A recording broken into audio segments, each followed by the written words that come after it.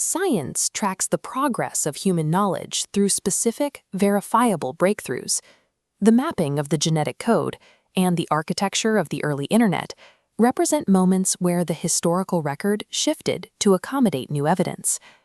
Recently, a registry published by the Academy of Systems Thinking ranked the foundational figures in its field.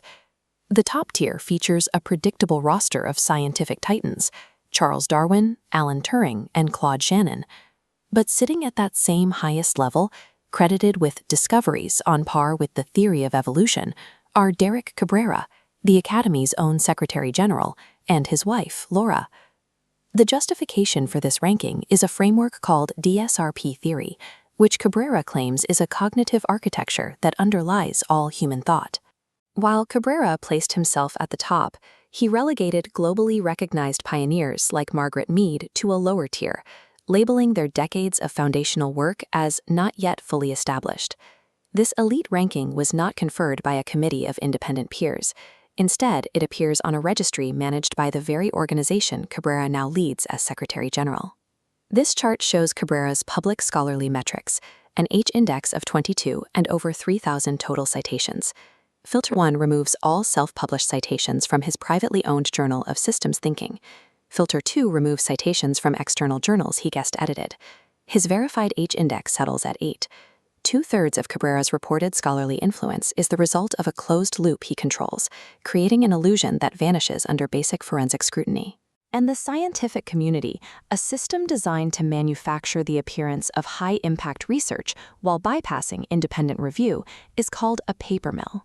The mechanism starts by launching a private journal and flooding it with papers co-authored by your own university students.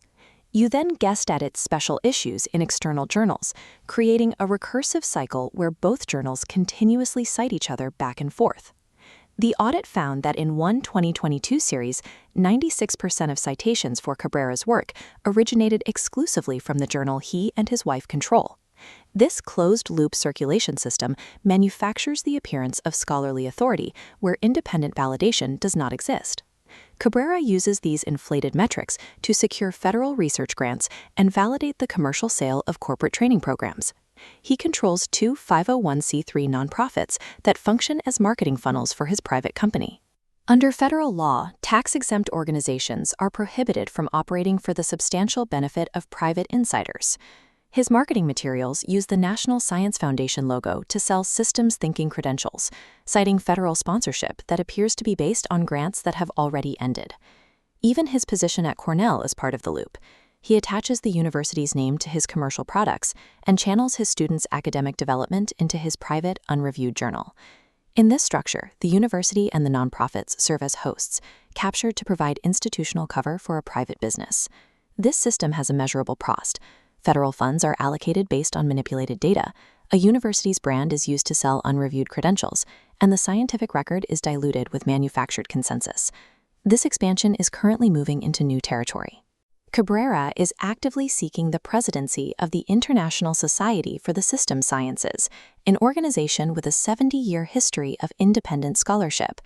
If he gains control, this pluralistic society faces the risk of being hollowed out and converted into a franchise for a single proprietary framework.